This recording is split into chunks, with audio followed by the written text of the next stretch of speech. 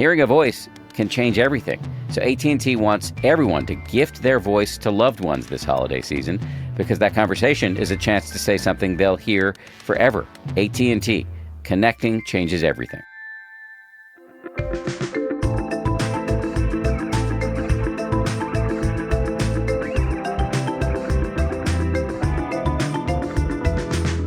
Sharon Salzberg, welcome back to the show. Thank you. It's great to see you. Always great to see you. All right, let me start with the question that I'm hearing this question. I'm sure you're getting this question all the time. I'm hearing it from subscribers and from people at live events. And here it is. Is it possible or even wise or safe to love your enemies? Well, I co-wrote a book called Love Your Enemies with Bob Thurman. And, well, the original title was Love Your Enemies, It Will Drive Them Crazy. And I love that because I thought that was the right spirit rather than something preachy and you've got to pretend you're not angry or whatever. But somehow in the publication process, that subtitle disappeared. So we're left with what it is. Yes, I think it is possible. Yes, I think it's wise. It's not what we necessarily think of as love, because we can have a conventional understanding of appeasement and giving in and being submissive and always smiling or something like that. I think, as I think you are really deep in the process yourself of exploring what does love actually mean and can it be a strength? I also personally often come back to the saying, which is that the Buddha first taught loving kindness meditation as the antidote to fear. So that puts it in a certain light, when you're thinking about particular people or a relationship or something like that. How exactly is love or loving kindness an antidote to fear? I think energetically we can see that when we're afraid, we're kind of shrink back in. It's a very contracted state. We're withdrawn. And actually in the Buddhist psychology, anger and fear are the same mind state. They're just two different forms. Anger being the expressive, energized, outgoing form. Fear being the frozen, imploding, held in kind of form of striking out against what's happening, wanting to declare it to be untrue. So what if we can not say this is great, I'm really happy this is happening, but this is the truth of the present moment. And then recognize we have alternatives of how to deal with it. We may want to step back from a situation because it's not safe. We may want to be fierce. We may want to be gentle. There's a lot of discernment in terms of the actual action, but our heart space doesn't have to be so embittered and, whatever. And we see that, we can pay attention to our bodies, to our minds. What's the effect of being filled with huge fear or huge anger, and sometimes I say, for example, to people, why not bring it up? Bring it up right now. This time you were hugely angry at yourself and feel it. What's it like? What's happening in your body, in your mind? And also, when we're lost in those states, there's a huge amount of information that's also lost. It's like in that moment of being hugely angry at yourself, you don't think, well, I did 5 great things the same morning. I said that stupid thing. It's like those 5 great things, they're gone. When we're overcome with fear, and I don't mean just being afraid, but being overcome by fear, any possibility of change, of malleability, of a bright light somewhere in the situation or an action we might effectively take, it's gone. We're just lost in that maelstrom. And so the more we can establish loving kindness as an alternative to fear or anger in this case, the more we can see that it's like an energetic opposite and it gives us options we would not have had. Something I sometimes hear myself saying to people who approach me skeptically about the wisdom of having a loving mindset in the face of what appear to be, clear and present dangers to our democracy, et cetera, to our climate, et cetera, et cetera. Something I often say is you can do all the same stuff. You can take all the same actions as long as you're not planning to commit a terrorist act. You can hit the streets. You can write the strident tweets. You can do whatever you were planning to do without the rage. Oh, yeah, definitely. I mean, I think that's one of the constraints we feel about the idea of loving kindness, which is that it's going to leave us really meek and sweet and, malleable. And people often ask me, a huge amount of time, isn't that the same as appeasement? Something like that. And it's really not. I think there's no mandate for how we're going to act. It's more like an inner state of freedom out of which we can choose the act that we feel is most appropriate and most skillful. When I used to teach, the emphasis often was on those times when we more projected an enemy when there was not one. And so the image, of course, they use in India all the time is that you see a piece of rope curled up on the ground and you mistake it for a snake. I sometimes tell the story about this time I was teaching loving kindness at a non-residential weekend in New York City, and someone left on Saturday night, came back on Sunday morning, and she said Sunday morning she was on the train platform. I don't think it was the subway, I think it was a train. And some guy approached her and she thought, oh no, he looks really weird. And he started asking her about the train schedule or something like that. And she was so nervous, she kind of randomly pointed to some woman and said, oh, I don't know anything about the train schedule. Go ask her. And the guy said, I can't ask her. She looks really weird. And I thought, how are we walking around, in life? And that can also be true, of course. These days, there's so much more emphasis on what if you see a snake on the ground and you think it's just a piece of rope curled up? There are people perhaps actively trying to cause harm to you or people you care about or people you identify with. And the question really becomes, is hating them and feeling like kind of othering them actually going to serve your actions? Is it going to serve you and sort of the wholeness of your being? Or is there a way to take strong action and protect yourself, protect others, maybe try to do whatever you can do to change a system in some way that is not going to be so kind of randomly destructive or, so much like about striking out, which may be a lot less effective, actually. There's so much in what you just said that one thing that's coming to mind, and you addressed it, but I just want to kind of hang a lantern on it, is there was a book, I think, called The Gift of Fear. There is something very adaptive and healthy about a certain amount of fear. But it gets really tricky really quickly because too much fear just is paralytic and reduces your decision-making powers and your clarity. And also, fear, while it can be protective, is shot through often with biases. So we're afraid of people just because of the way they're presented in the media, as opposed to, you can see this with different racial and ethnic groups. And so this is tricky terrain. It's very tricky terrain. And,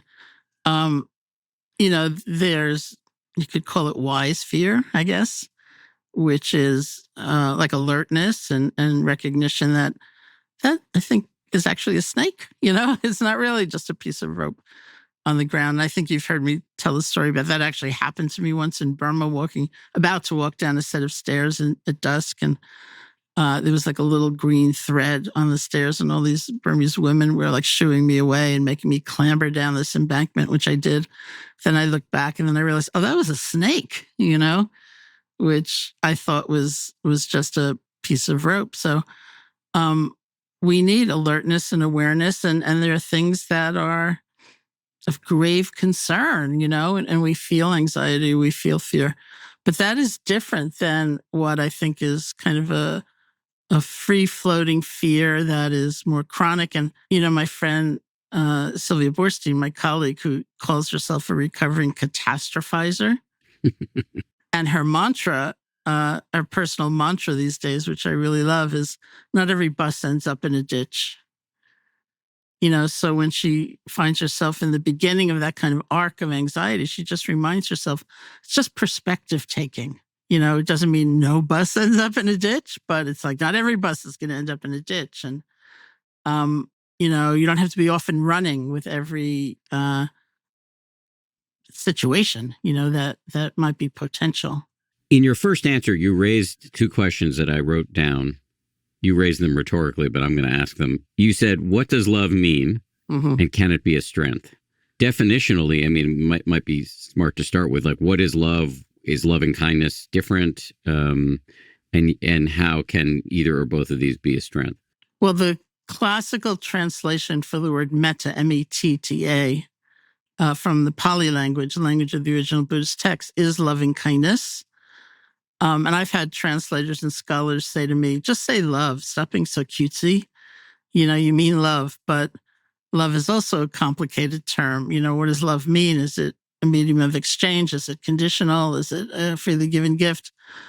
I tend to think of both loving kindness and love in this sense as a profound sense of connection. It's not necessarily even emotional. It's a recognition. It's like a bone deep recognition that our lives have something to do with one another. And as much as there is a useful construct of self and other and us and them, these are just constructs. There's another level of reality where our lives are intertwined, where we're part of a kind of network. It doesn't mean you like everybody. It actually doesn't mean you like anybody, but there is that knowing, that really deep knowing our lives have something to do with one another. So, and that another antidote to anger or fear is interest from the classical teachings. And when you kind of take an interest in someone rather than just wanting to shun them or reject them or push them away, it's a very different relationship. And so I think of it like that. I don't think of it as something gooey or sentimental or, appreciative. It's like you may not appreciate that person or people at all in the sense of may you be triumphant. It's not like that. But we know our lives are really connected. And based on that, when we take action, even if it's fierce, kind of intense action, it's not from such a heartfelt place of divisiveness. And I think that's a strength. It's a radical notion. But it doesn't leave us sort of simpering, which is what everyone might tend to think. Speaking about this and teaching about it correctly, I or somebody, one of our friends, does a weekly live guided meditation and Q&A session through danharris.com. I'm hoping to rope you into these. Last week, I was doing one. I was doing a loving kindness, the traditional meditation practice where you start with, well, sometimes you start with yourself, sometimes you start with an easy person, and then you move through a mentor, a neutral person, a difficult person, then everybody. And then the difficult person, I gave everybody the option of a political figure they don't like. So for, I think, the vast majority of people in our set, it would be Trump. Although I hope that people listen.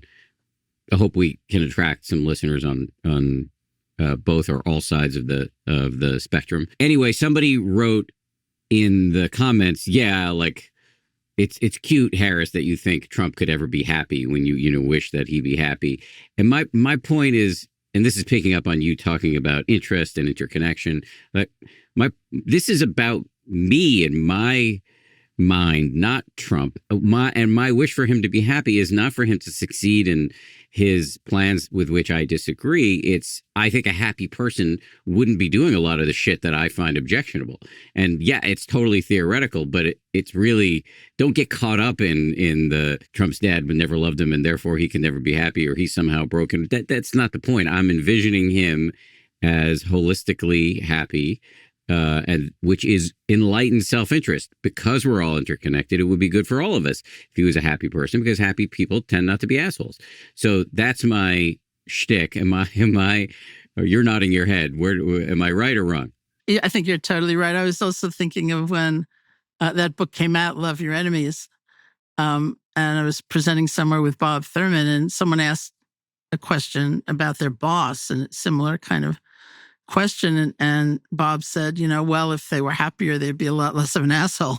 So, Yeah. There's different flavors to loving kindness. And one flavor is compassion, which is not like pity or commiseration or, but it's recognizing that when we ourselves act in a way that's reckless, it's harmful, it's hateful, even it's coming from a place of pain. So more than likely, as people act, in our view, from in a way that's very harmful, we can have almost a sense of compassion. Like sometimes I think, can you imagine devoting your life to like putting other people down and only feeling good about yourself when you feel like you're number one, or endless accumulation, thinking that's going to keep you safe, like from change, from death, or it's a dog eat dog world, so don't help anybody else, and how lonely you end up, in that perspective. And I think that could be a lifetime journey for people, and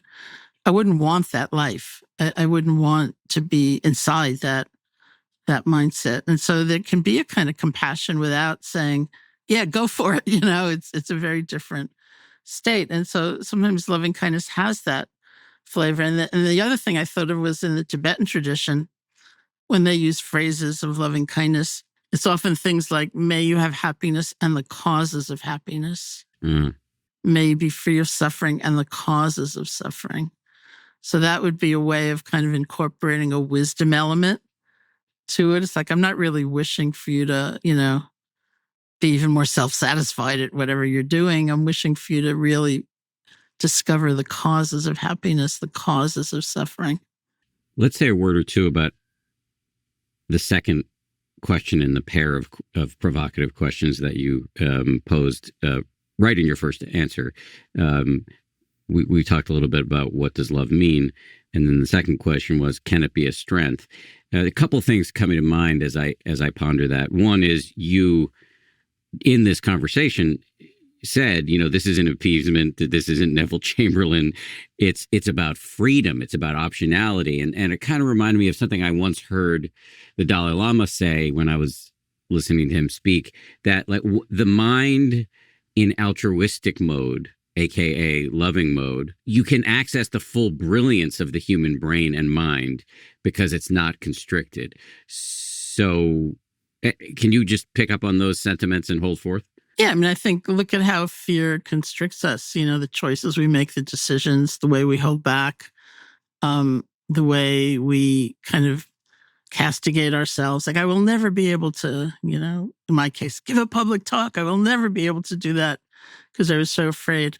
And we can also feel our way into, this is where interest also comes in, or mindfulness. What's that feel like, to be locked into that state, not to be having that state, but to be locked into that state, and really paint a word picture of it, or a picture of it, and get to know it. And then imagine a state where we are feeling a sense of connection toward another, not demanding we act in a certain way or react in a certain way, but that our options of action are based on discernment and trying to figure out what's most skillful in this particular moment, not on like an old habit of, holding back and feeling I could never do it and this is all doomed, or whatever it might be.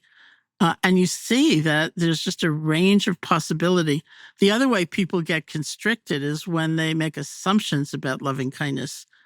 Like, if I were to come from a loving place, I could only say yes. I could only let them move back in. I could only lend them more money. And I have a friend who was working a lot with the Dalai Lama in the early days, when he was first coming to the States, and there wasn't such formal security and things like that. So, some people were getting very close to him. And she described her mother as someone who had, big mental health challenges, and she was afraid of being in her mother's presence. And she, hadn't seen her in quite some time. And then she heard from her mother that she wanted to see her. So she was in that sort of mental projection state, like, I'm spending all this time with the Dalai Lama and I should be able to go see her. And where's the altruism? Where's the compassion? So she went to the Dalai Lama and she described the situation, and he, was silent for a moment. And then he said, I think you should send your mother an enormous amount of loving kindness from a distance. It's not safe to be with her. And I thought about that, and it was so different than what any of us might assume. Like, of course, he's the Dalai Lama. He's going to say, go forth, and go spend time with her, and loving kindness will protect you, or whatever. But he didn't say that. Yeah. So my understanding of love, properly understood, is not catastrophic altruism or self-sacrifice. And so loving your enemy doesn't mean you're, as you've said before, hurling yourself at their feet. It can include setting boundaries, taking affirmative action. It's just that you don't need to do any of that, as I said earlier, with a heart of venom. Absolutely. And I think it was Prentice Hemphill who said, boundaries are the way I can love myself and someone else at the same time, because that figures too, Just a question about another thing you said earlier about one of the antidotes to fear/hatred is interest. One of the ways that works in my life as it pertains to this extremely volatile, polarized moment in the history of the nation and the world is I really try to listen to and read articles by people with whom I disagree. And not like I was listening to a conservative podcast this morning, and they were referring to hate listening to NPR. And that's exactly wrong, in my opinion. That's what is sometimes called predatory listening, where you're just listening to critique or disagree. I mean, actually genuinely being interested in people's points of view. And oddly, I find it soothing because sometimes, like, I realize that there are some things, often I just flat out disagree or I'm too exhausted to even listen to them. But sometimes I realize, maybe something that I'm worried about is a little bit of hysteria on my side. And also, it's nice to know that, people with whom I disagree, like, they don't wake up in the morning thinking I think most of them don't wake up in the morning thinking they're the Joker, they're a bad guy, trying to burn it all down. Some of them might. We all have our reasons for believing what we believe, even if it's stupid. I think that could be very interesting. I think it also depends on a level of discernment, even in listening to people with whom you disagree, because it also depends on your own kind of vulnerabilities. It's like I feel like I personally have a lot of distress at situations where gaslighting is taking place, where I feel there's deception, where there were so many secrets in my childhood that when I feel someone's lying to me or withholding the truth, it's not a good situation for me. It's not a place of balance or interest. It's just like very reactive. And so I know that about myself. And I would have to carefully choose. I mean, I don't want flagrant partisanship on any side, because there's no information. There are many times when I don't listen to a commentator at all. I think I'm going to go back to YouTube and listen to the original speech or read the original document or something like that and decide for myself. So I think it's also good to know your own vulnerabilities and to have a sense of boundaries about that. Correct me if I'm wrong, but I think your point is that, Harris, interest can be a positive force for some people in this polarized environment, but for some of us, we need to protect our own nervous systems. You didn't say anything that made me personally concerned, but for some people, I worry that is a recipe for wrapping themselves in the warm blanket of their own prejudices and only listening to people who confirm their priors and throw them red meat. And that I see that happening on all sides. Yeah, no, I think that's true, which is why I think having a sense of determination to find out for yourself, not through a filter, as much as possible. Like go back to the original speech or document or something like that, and without someone else telling you what you should be feeling about it. And try to understand as much as possible. I remember a million years ago when the cover of Time magazine, like Person of the Year was basically YouTube. It was you through YouTube.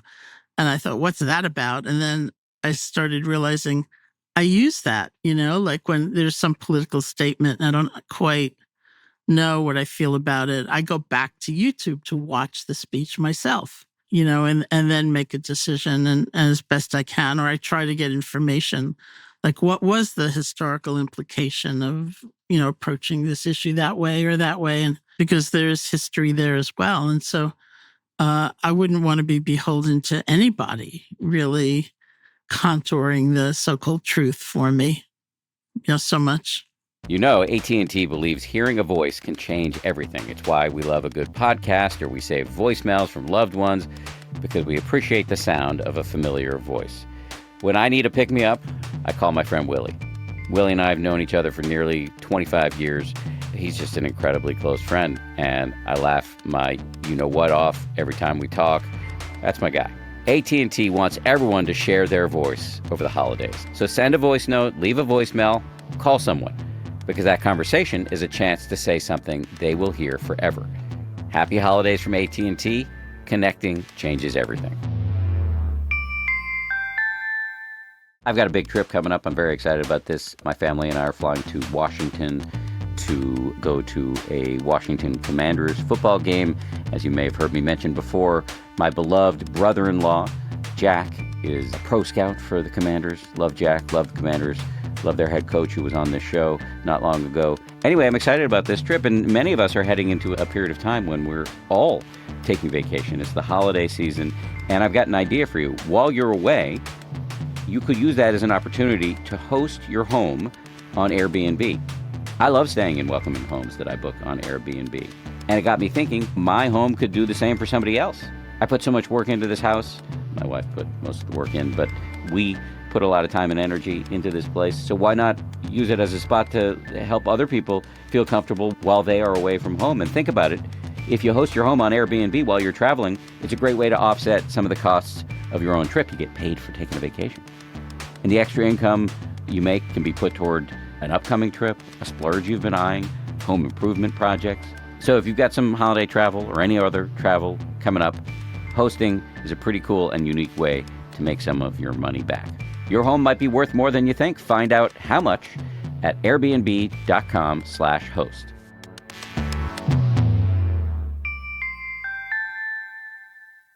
We've been talking for quite a while, and we have not yet gotten into the guts of this book you wrote with Bob Thurman a while back. With your permission, I'd like to go there. And again, the book's called Love Your Enemies. In the book, you talk about 4 kinds of enemies: outer, inner, secret, and super secret. Can you walk us through this taxonomy? Sure, that's a Tibetan formulation. Bob is a well-known Tibetan Buddhist scholar. The outer enemy is those people or situations or systems that we feel are trying to harm us. And here we have the dynamic I was talking about before: harm someone we care about or peoples we care about. So we have the dynamic I was talking about before. Sometimes it's just projection, and we can be much freer. Sometimes it's not. And we're in a really difficult or even dangerous situation at certain times.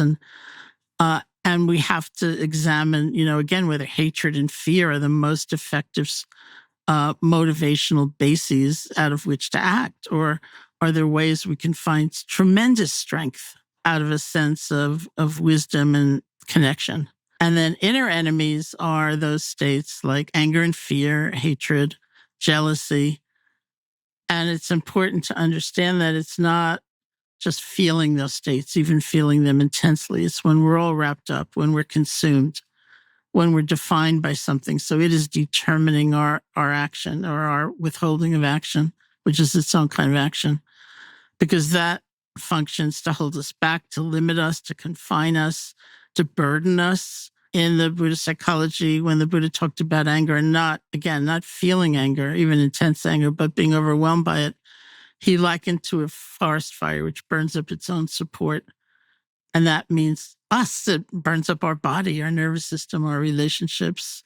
It destroys lives. And like a forest fire, it also may leave us very far from where we want to be. And so we can, in a way, harness the energy of it. The positive part of it is the energy, that we're not passive, we're not complacent, but without the kind of being consumed by it and overwhelmed by it. And that's really the goal. If we are consumed by it, it's functioning as an enemy. And the secret enemy was kind of the construct of a separate self that is independent, disconnected, empowered to rule in a way over life, which is really our kind of belief, that there's a being in there that should be in control of absolutely everything, but seems to be in control of not much, of anything. And, that sense of, it's not that countering that we all kind of morph together into some sort of soup. We have individual existence, that's true, but it's interconnected rather than so separate and apart. So when we feel that kind of chasm of aloneness, Obviously, it's very detrimental to our well-being. And then the fourth, the super secret enemy, Bob defined as a kind of self-loathing. It's a feeling like we don't have any capacity to grow, to change, to love, to understand that we're stuck, in whatever we're experiencing. And so those were the four enemies as he laid them out. So the super secret is kind of predicated upon the secret. So if the secret enemy is this sense that there's some homunculus of Dan separate from the world, which cuts me off, then the super secret, which is the self-loathing, it requires a sense of some fixed, separate self in order to operate. Am I right about that? Yeah, and it's also a kind of, it requires almost a sense of permanence and irredeemability.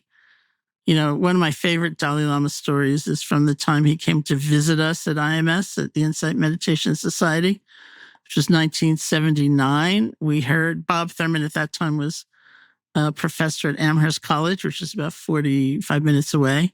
And we heard he was coming. It was his first trip to the United States in 1979. He was coming to visit Bob and teach for him. So we shot off a letter to the private office, being very young and naive, saying, maybe he'd like to visit us too. Sure enough, we got a letter back saying, yeah, he'll come. So he came in 1979, and there are many, many stories about that day. But we had a retreat that was ongoing. So people had been sitting in retreat for about 2 weeks or something like that. And the Dalai Lama asked to go into the meditation hall and give a talk, and then took questions. So this young man raised his hand and he said, I've been meditating for about 2 weeks and I've decided I just can't do it. I have no capacity to understand anything. I can't change. I can't grow. I'm just sunk, something like that. And the Dalai Lama, remember, this is his first trip to the United States. He looked really kind of puzzled, like, huh? And then he said, you're wrong. You're just wrong. And then he went on to talk about, as they would formulate, Buddha nature, and we all have a capacity, a potential for all those things, understanding, growth, change, love. And it was funny because after the talk, after the presentation, all these people came up to me complaining about what the Dalai Lama had said. They said, that's bad pedagogy. You should never tell anybody that they're wrong. That's just bad. But who really got a lot out of it was the young man who totally changed after that, So that was interesting too. So it's that sense of, well, I guess these days we'd say the difference between a fixed mind state and a growth mind state, I'm lost. There's no hope. Okay, so the book then goes on to give some practical things we can do about each of these four kinds of enemies. So if you're up for it, I'd like to walk through those. So again, the first enemy is the outer enemy, this projection of danger where sometimes it exists and sometimes it may not exist. The practice I believe you recommend is something called critical wisdom. Critical wisdom is kind of fierce, It's a little bit like what we were talking about before. It's understanding the difference between our motivation and our action. Like, our action needs to be our best guess of what's most skillful in the moment. Maybe it's saying no, maybe it's leaving the scene, maybe it's being gentle, maybe it's not being so gentle. We need discernment. And of course, we make mistakes, but it's our best guess of what's most skillful in that moment. It's also been interesting to me that these teachings are contextual. Depends on the relationship. It depends on the moment. Depends on the situation. There's sometimes not a universal truth. Like, people say, should I always give money to someone on the street? And that may be situational, depending on what we assess in the moment. But knowing the difference between that and our inner state, that which is motivating us, is really crucial, because we discover we can be coming from a motive that's more aligned with wisdom, with compassion, with connection, and still take really strong action. One thing that's been really clarifying for me, and I learned this from you, is this concept of bodhicitta, which is just to be motivated to benefit all beings everywhere, right? Just kind of omnidirectional good vibes. And again, you're crucially not left out of it. All beings includes you.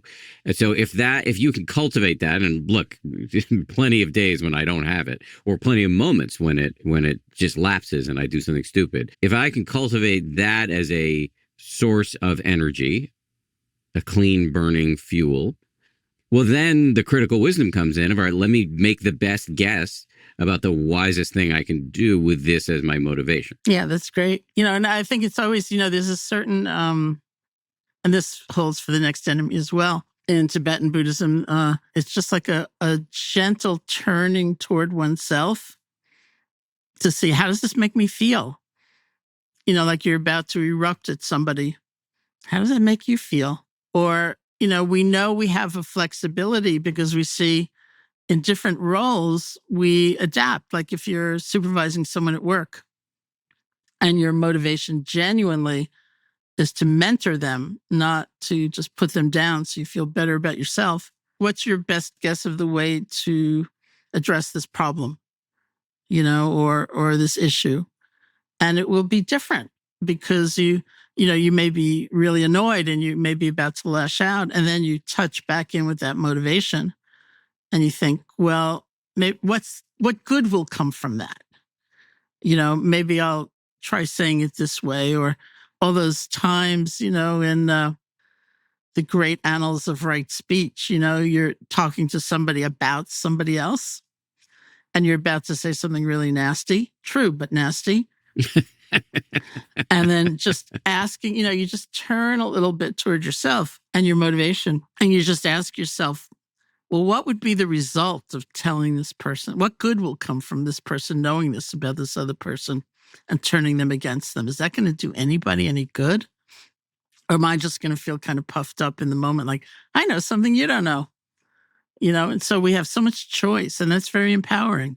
And it's a lot of responsibility because there's no formula. There's a formula, but there's a lot of agency within the formula.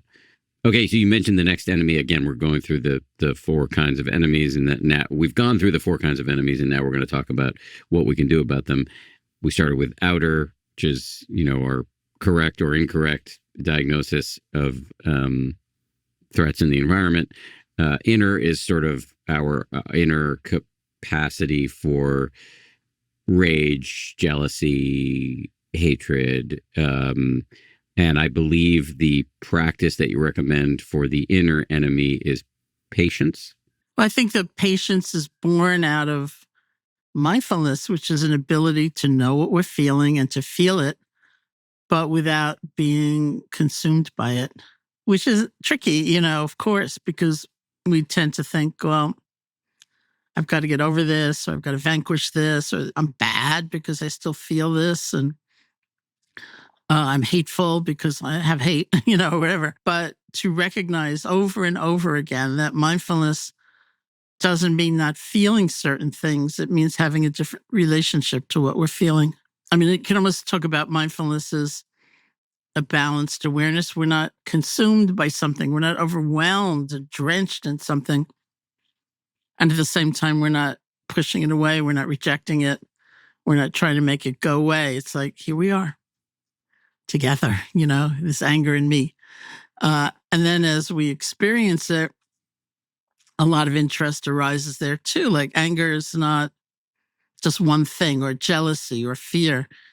It's a compound of all these different strands coming together. We're looking at, say, anger, and you see moments of sadness and moments of fear, maybe moments of grief, moments of regret. And you just kind of watch these come together and come apart. If we can watch it, and we can have a kind of forgiveness of ourselves, whatever we're feeling, like we couldn't control it. You couldn't insist, I'm never going to be afraid again. It doesn't work that way. Life is not that way. We can understand causes and conditions and understand, well, if I don't sleep at night, then I'm much more prone to losing my temper or being overcome by fear. And so you try to sleep at night. It doesn't mean we're passive, but that idea of absolute control. I'm insisting I will never get angry again. I'll never get afraid again. Life's not like that. And so we can forgive ourselves for what we're feeling and develop a different relationship with all those feelings and the beautiful ones too, because that's part of it we don't often talk about, that clearly we're very pain phobic, and it's very difficult for us to open to painful feelings, but sometimes it's really difficult to open to beautiful and wonderful feelings as well. And so it's a kind of universal task to practice presence and openness with whatever's happening. And if we can do that more and more, we discover a kind of patience in life and tolerance that wasn't there before. As you're speaking, I was thinking a little bit about the second arrow. Did that seem relevant to you? And if so, you want to explain it? It's another image that is very useful sometimes in the Buddhist teaching, where somebody gets shot by an arrow.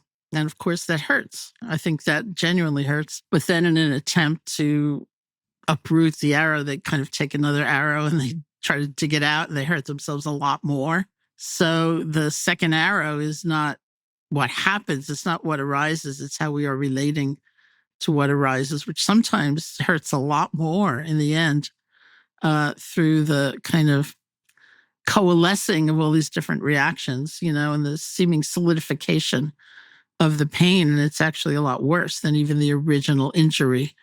And so here too, we're very empowered because you can't stop those first arrows from flying, that is life sometimes, but how we react and the strength, the agency to be creative and not just fall into those old ruts of reactivity, and to test out options, to see where our power lies, to see where our happiness actually lies, is something that is in our hands. An experience I've had many times, and I think it's quite common, if not universal, is I'll have an experience like recently, in the last couple of years, as I've discussed publicly before, I've had a lot of panic in closed quarters like elevators and airplanes. I'll panic a little bit on a plane, or a lot on a plane, and that sucks. That's an arrow. And then I'll add the second arrow of, wow, I'm supposed to be Mr. fucking happiness. How can this be happening to me? Now I'm taking a Klonopin. That's even more embarrassing.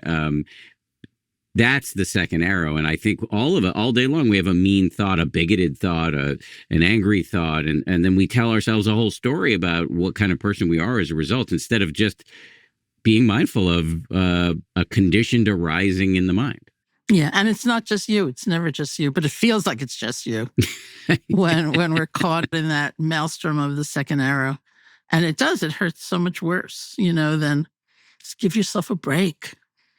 These things arise. One of my early meditation teachers named Manindra said something to me like, why are you so upset about this thought that has come up in your mind? Did you invite it? Mm-hmm. Did you say at 3:15, I'd like to be filled with self-hatred, please? No. But when conditions come together for something to arise, it will arise. Can't we affect those conditions? We certainly try, but we cannot utterly control them. We cannot. And so you can wake up in the morning and say, I've decided not to have any panic today, but good luck, as the saying goes. Hopefully that would be true. Maybe it's not true, but it's okay. And it's never, ever just you. And that's part of what's so beautiful, for example, about your talking about these things, or just closing them, is that there are a lot of people hearing you breathing a sigh of relief, and saying, oh, thank goodness, It's like someone's admitting it. It's not just me. I love that I've set up a life where for me to do my job well, I have to continue to be a moron. That's right. It was like Ram Dass was sort of like that too. He's like, his neuroses were like the most relieving thing in the world. Like, oh, thank God, Yes, Ram Dass, just for the uninitiated, I think of him as like the proto-Jubu. He was actually more of a Hindu, but a Harvard psychology professor got fired for doing experiments with psychedelics, and then went off to India and changed his name from Richard Alpert to Ram Dass, and became a quite influential author and teacher, and including for people like you. And he was very open about his neuroses. I think he said he called himself a connoisseur of his neuroses. Mm-hmm. Okay, so the third kind of enemy is secret, and that is this suspicion that many of us harbor, often subconsciously, which can make it even more dangerous, that we are some fixed, irreducible, unchangeable self fretfully navigating a hostile universe. The antidote to that is a practice that you call exchange of self and other. And the Tibetan practice, that's Tonglen. It's exchange of self and other. And, I think the basis of that is a real understanding of interconnection, because that aloneness, that incredible sense of corrosive isolation, is the problem with that enemy. And this is just wisdom, like I love just these reflections about interconnection. Again, it doesn't mean that we morph into this soup, with undifferentiated bodies and minds. It's understanding that even though we are individuals, we do not actually live an existence that is independent of one another. So, like, my favorite question going into a workplace or an organization to teach is, how many other people need to be doing their job well for you to do your job well? Because really, the unacknowledged people who are really central to our success exist. And sometimes that doesn't resonate. So I say, well, did you commute to work? Do you ever think about the auto mechanic or the train engineer? Or do you stay home and work from home? Is it a technology company that you are kind of relying on? Sometimes that doesn't resonate. So then I say, did you eat today?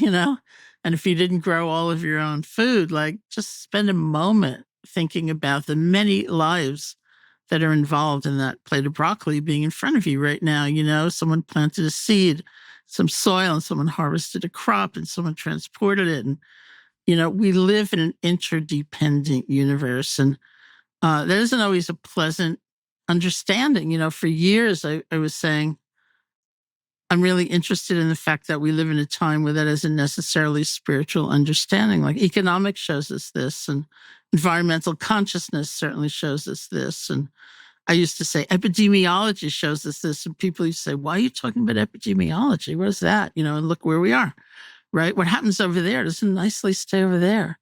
Mm-hmm. It ripples out. It affects us over here. And what we do, where we put our energy, what we care about, it matters, because it too will ripple out. And the more we understand, again, it's like a gut level understanding, interconnection, the more we relate to one another differently, to issues, to problems differently, to the need for a collective sense of understanding. We relate very differently.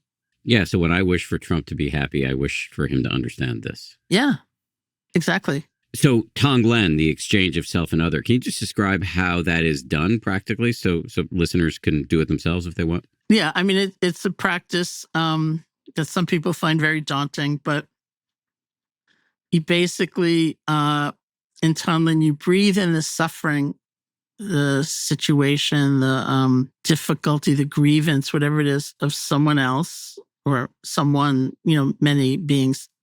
You breathe it in. You transform it within to this kind of spaciousness and openness where anything could be possible. And then you breathe out light and love and the good things of life. And it's a practice that's very powerful in kind of universalizing one's own real pain about something. Like, I had a friend whose brother was in the hospital, and her Tibetan teacher counseled her to do this practice, like, not just to care about her brother, but like maybe everybody in the hospital, and maybe everybody. We're so vulnerable. Life's so fragile, and it's scary for a lot of people, because you think, I'm breathing in a lot of schmutz, but the key is that sort of moment when you kind of almost dissolve all of that into this sense of possibility and openness, and then you breathe out the good stuff. Are there pitfalls or potential misunderstandings or misapplications of this, like in the breathing in of the schmutz and then in the transformation? Can there be a kind of oversimplification, Disneyfication right there? There are always pitfalls. I mean, in any practice, and of course. I think mostly, people often, they forget that inner step, and it's not so easy to understand. You're breathing in like all this garbage, and it doesn't feel very good, and it's going to make you sick. things like that. But that doesn't actually happen. And it certainly doesn't happen when we understand that dissolution into, you could say, spaciousness or possibility, which is the source of then having resource to breathe out. I mean, a lot of times in these practices, like say you're doing loving kindness, which, is not precisely this, but is sort of related. You feel like you've got to manufacture all that love, and send it out. And it's up to you. And this is the kind of practice that dispels that, because you're almost touching the source out of which this can come through you, rather than it being something you're manufacturing. I'm still not entirely clear. So where my mind is going is, so Tonglen is a Tibetan practice. Yeah. Loving kindness is a Theravadan sort of old school Buddhism, Tibetan Buddhism being a later school. In Theravada practice, there's loving kindness, and then there's a cousin or sister practice called Karuna or compassion meditation, which seems close to Tonglen, actually, which is you envision somebody who's having a hard time and you send them the wish that they be free from suffering or pain or fear or whatever it is, all of them. That I understand, because at least I've done enough of that practice to know that it isn't all on me. It's just the wish. I don't have to feel any kind of way. That's liberating insight, actually, for that practice. You don't have to feel any kind of way. You're just doing the reps. Just like with a bicep curl, you don't have to feel powerful. Just do the thing. But Tonglen feels different, first of all, because it's matched to the rhythm of the breath. So it's got a more rhythmic quality to it. But then there's this step of this transformation that isn't quite as simple as, I'm just breathing out the wish that you be free from suffering. It's something else. And that something else is where I get a little confused. It is very subtle, and that it's often left out, I would imagine, in using that practice. But that is actually the core of the traditional practice. We might say dissolving in an emptiness, but it's almost like saying the suffering that you're breathing in is not so solid, so unyielding, so permanent, so inflexible, that within it, there's also spaciousness. And this is not an easy teaching, There's a transformative process in that breathing in. You're not just it's not like an exchange plan, like I've got this much suffering, I'm sending you this much light, But you're seeing more into the nature of the suffering, and you're seeing the porousness within the suffering. And in that porousness, you find the light, so to speak. Yeah, I'm probably over intellectualizing it, but here I'll just keep going in that potentially not so fruitful direction. But the way what I hear based on my limited understanding of the Dharma as I'm listening to you talk is, a core insight of Buddhism is that everything's changing all the time, and everything is changing based on this vast gumbo of causes and conditions. And so the suffering that I might be considering in this practice of Tonglen or exchange of self and other, whatever suffering is relevant to the situation, is conditional and therefore porous. And so just kind of filtering whatever suffering I'm addressing through that understanding. Yeah, that's great. Good for you. That's a great explanation. I would also say that my uncertainty, I don't teach Tonglen practice. I've done just a little bit of it.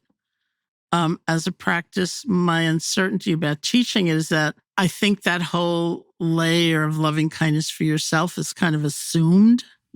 I wouldn't want to make that assumption about a lot of people, including myself, that's there at the ready.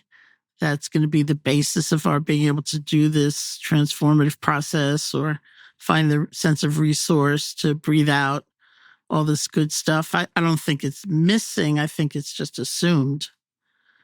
And I would personally rather do a practice where it's explicit. Right. So without the explicit warmth toward yourself, Tonglen might actually veer into sort of what I was calling before, like a catastrophic self-sacrificing altruism. Yes, I never heard that phrase before. I like that phrase, catastrophic altruism. What does John Halifax call it? Like toxic altruism or something? These are great distinctions that we really need to be making.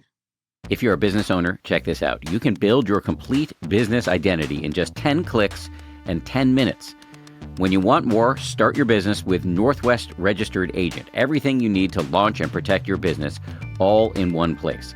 Northwest Registered Agent has been helping entrepreneurs launch and grow businesses for nearly 30 years. They're the largest registered agent and LLC service in the U.S. They've got over 1,500 corporate guides. Those are real people who know your local laws and can help you and your business every step of the way. Build what's called your business identity. That's what your customers see and what they don't see, all the behind-the-scenes stuff like legal paperwork, website security, state licenses, etc. You can build all that quickly and for just $39 plus state fees. You can get an LLC, a domain name, business email, local phone number, business address, registered agent, and compliance in, as I said earlier, just 10 clicks and 10 minutes. Having that light bulb moment, figuring out what it is you want to do, what kind of business you want to start, that's the fun and somewhat clear and clean part, getting that moment of inspiration. But then comes all of this really detailed and sometimes very difficult work. Difficult if you don't have somebody there with you, helping you, which is why I find this pitch from Northwest Registered Agent to be so compelling, speaking as a business person myself. So don't wait, protect your privacy, build your brand, and get your complete business identity in just 10 clicks and 10 minutes. Visit northwestregisteredagent.com/paid-happier and start building something amazing. Get more with Northwest Registered Agent at northwestregisteredagent.com/paid-happier.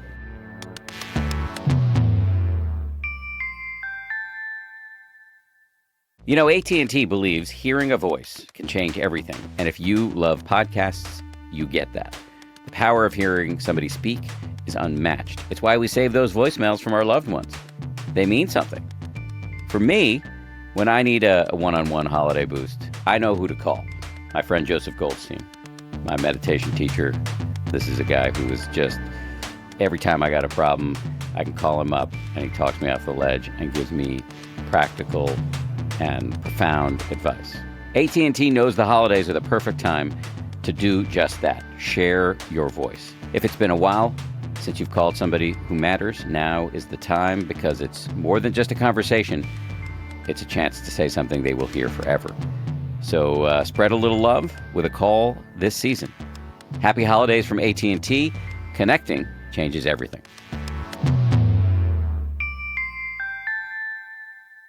Okay, let me get to the fourth, the super secret enemy and its antidote. Again, the super secret enemy is predicated upon the secret enemy. Secret enemy is a sense that you're somehow separate from the living universe. The super secret is based on that separation, that kind of fixedness. That's not a word, but that sense of being fixed, stuck, separate. You can tell yourself a whole story about how you are irredeemable, unchangeable. And so the antidote to that is what's called the yoga of self-creation. That too would be a Tibetan slant on things, you know, like where they may do a visualization of a deity, but you become the deity. In a way, it's like a reflection of when I wrote this other book called Real Love, and I said it was based on one line in a movie. The movie being Dan in Real Life, written and directed by Peter Hedges. And Peter had a character say, love is not a feeling, it's an ability. And as soon as I heard that, I just loved it. I thought it reflected so much of my experience doing loving kindness meditation that if we think of, and of course it is also a feeling, and it may be the feeling we yearn for, but if we think of love only as a feeling, we tend to think of it as a commodity, and it's in the hands of someone else to either bestow upon us or take away from us. And I often would get that image of like the UPS person standing at my doorstep with this package of love and looking down at the address and saying, no, I think I'll go somewhere else. And I go, wait a minute, then there's no love in my life. But if it's an ability, it's within me. And it may be that other people ignite it or inspire it or threaten it, but ultimately it is mine. And so that's the sense that we have ability, we have capacity, no matter what we've been through, no matter what we may yet go through, no matter what we've done. We all have this capacity. It's not because I did something special, we all have it, and it cannot be destroyed. It may be covered over. It may be hard to see. It may be hard to trust, but it is absolutely there. And it's on that basis that we practice, that we cultivate different strengths, because we can.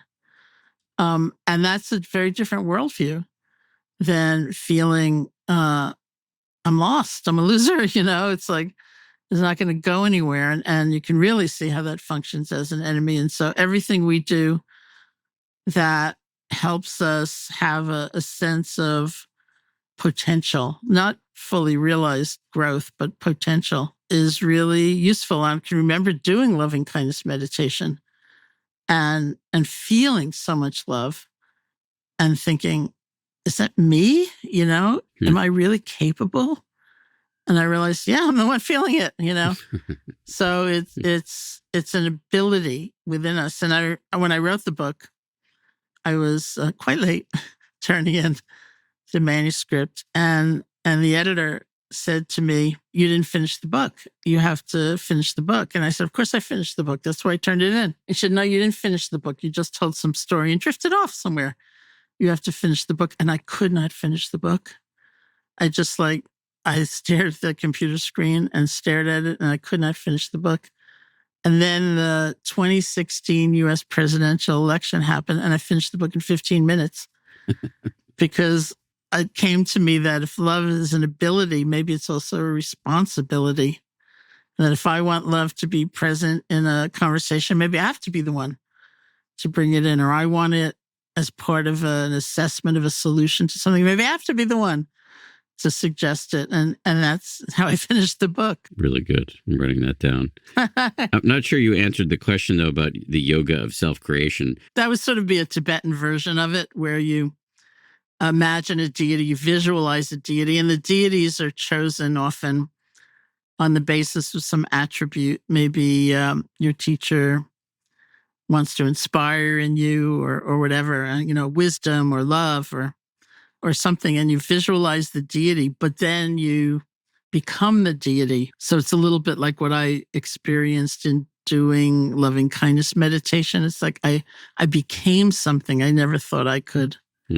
I could become. And in Tibetan practice, they use active imagination a lot that way, because it's almost like, wow, is this me? Here I am radiating, light in all directions. Like, wow, look at this. I don't have to just slink into my corner again. So that's how you sort of realize that the limitations we have so often are just self-imposed through culture, through conditioning in some way, and that we are capable of so much. One last question about the book, and then I want to turn to your new book. I think, and you'll correct me if I'm wrong, one of the punchlines of Love Your Enemies is that ultimately there are no enemies. What does that mean? Yeah, that was also a little bomb by Bob, in the sense that the solidification of what we interpret as an enemy is really a mistake. And that when we understand, first of all, everything depends on how we're relating, like our own anger may not be an enemy if we are relating in a certain way with forgiveness toward ourselves and patience and an ability not to be engulfed in it. Even this other person who we feel is trying to harm us may not be an enemy, in that we have removed ourselves from the situation, or we have not taken so to heart the story they have told about us. We don't have to become what they are saying. There are ways in which we can find courage and strength that render ineffective these so-called enemies. And there's also a way in which we can decide what our North Star is, what our life is about, and that enmity, hatred and fear, is not something we want to live by. I've often pondered that statement of the Buddha's where he said, hatred will never cease by hatred. Hatred will only cease by love. This is an eternal law. And the more we understand genuinely where our happiness comes from and strength and wisdom, the more we see that that kind of rigid categorization of a mind state or a person as an enemy, and holding to that is not serving us, toward that end. Like, there are ways in which, as you know, we do loving kindness practice toward those who have helped us, who've been like benefactors. We do loving kindness practice toward those who are friends. We do loving kindness practice toward those we don't like. Again, understanding what it means and what it doesn't mean.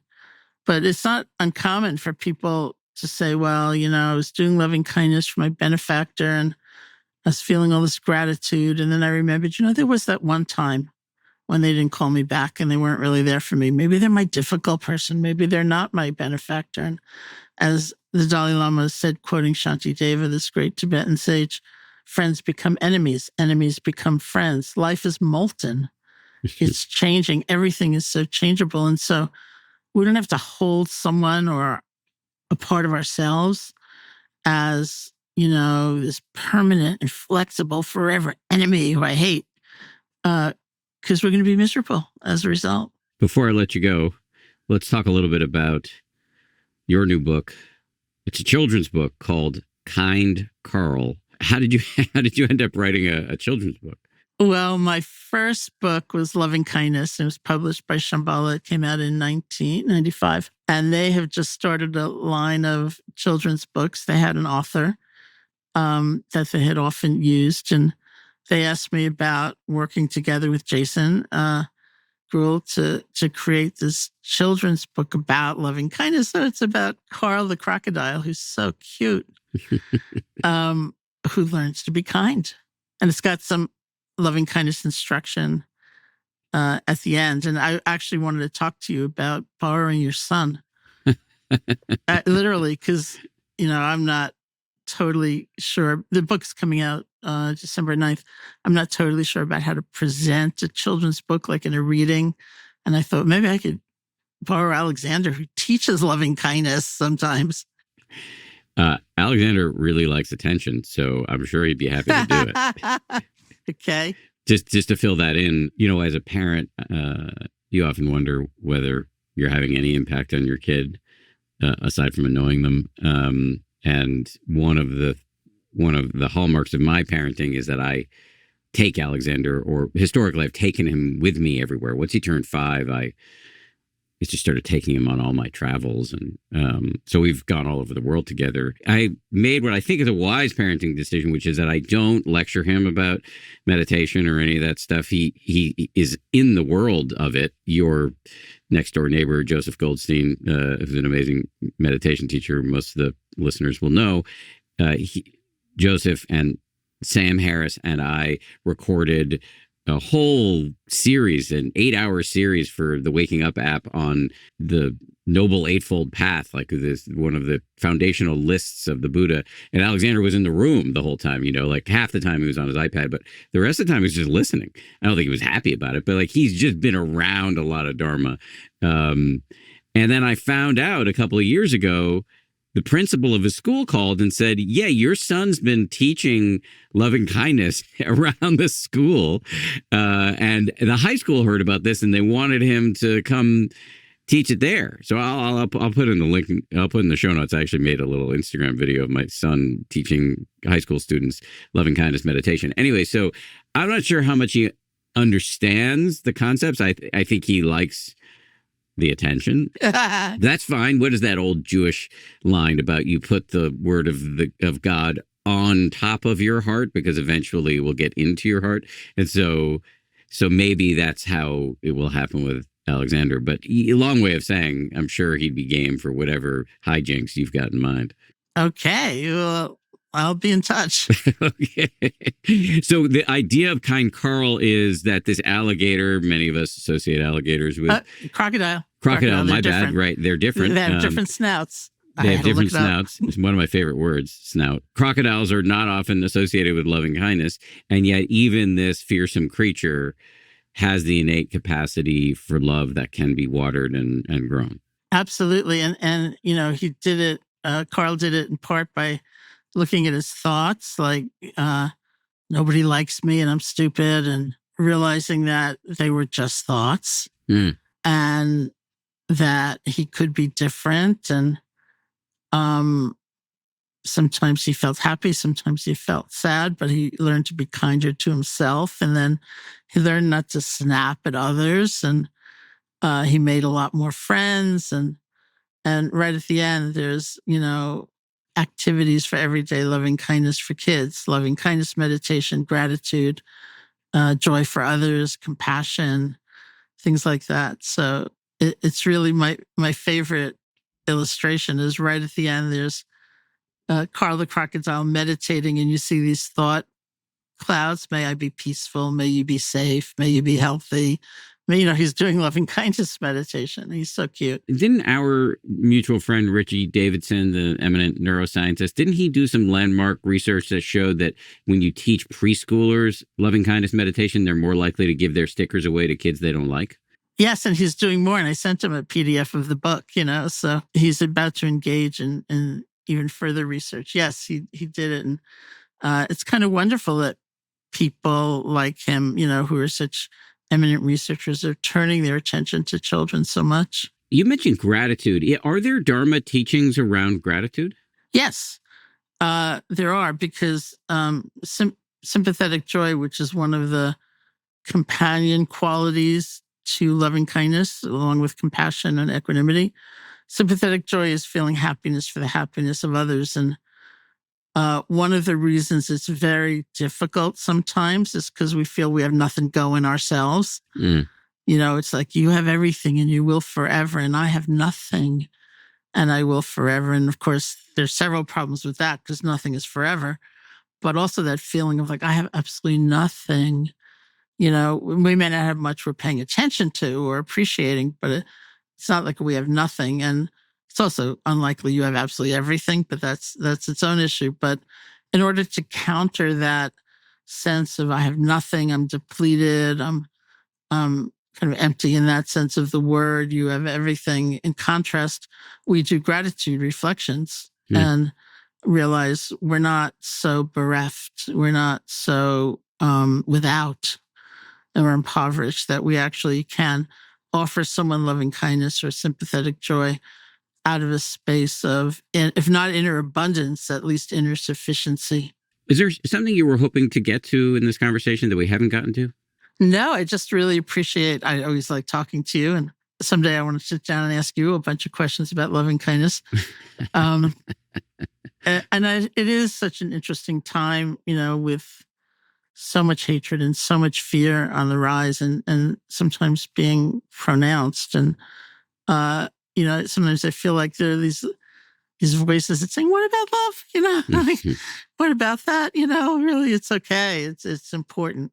It's vitally important. And I'm also glad that Karl the crocodile is coming into the world. So I usually end by asking people to mention stuff they've made that the listener should know about. You mentioned Kind Karl.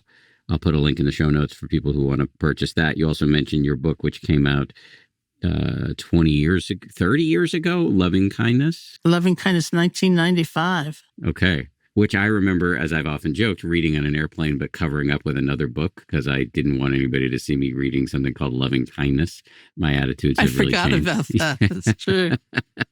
And you also mentioned Real Love, which came out.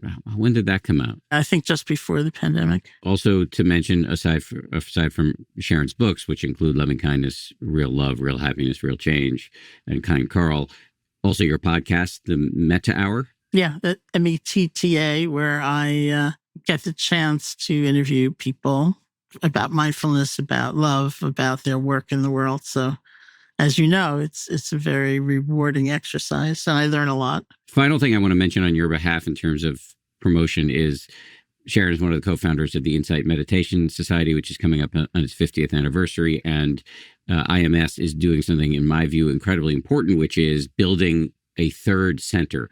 On the property, there are now 2 centers where you can meditate. There's the main retreat center, and then there's a place for experienced practitioners called the Forest Refuge. IMS is now raising money for a third center, which will be on the grounds. This is really important because it's very hard to get into a retreat right now. If you've ever tried to sign up at dharma.org for a retreat at IMS, you will have undoubtedly noticed that it's really hard to get into them. They're often run on a lottery system. So having more capacity for more retreats is good, not only for us as rank and file yogis, but also good for retreat teachers who I think we all want to support and give opportunities to make a living. Anything else you want to say about this third center for people listening? I think it's really exciting. It's also, of course, daunting, but I was 23 when we started IMS, the original, and there was no knowing, like we looked at that building, which was a Catholic novitiate, and thought, how many people in this country are ever going to want to meditate? Or do this kind of meditation, and look what happened, So we're kind of entering a new era, and it feels like the right thing to do to, as you say, try to meet demand, which is exploding, and try to serve people. It's a refuge, it's a sanctuary. It's a learning center. People come there not just for an experience, but for, in a way, training to get some tools that they can take out into their lives. So it feels like the right time to do that. IMS has been truly, and I use this term unironically, like a beacon, a vector of practical wisdom that has had ripple effects that are incalculable. So I'm supporting this Third Center fundraising campaign. I encourage you to do so, even if it's just a couple bucks. I'll put links in the show notes for anybody who wants to get involved. Meanwhile, Sharon, love talking to you. I love talking to you. Thank you for making time to do this. Thank you so much. And for lending me your son.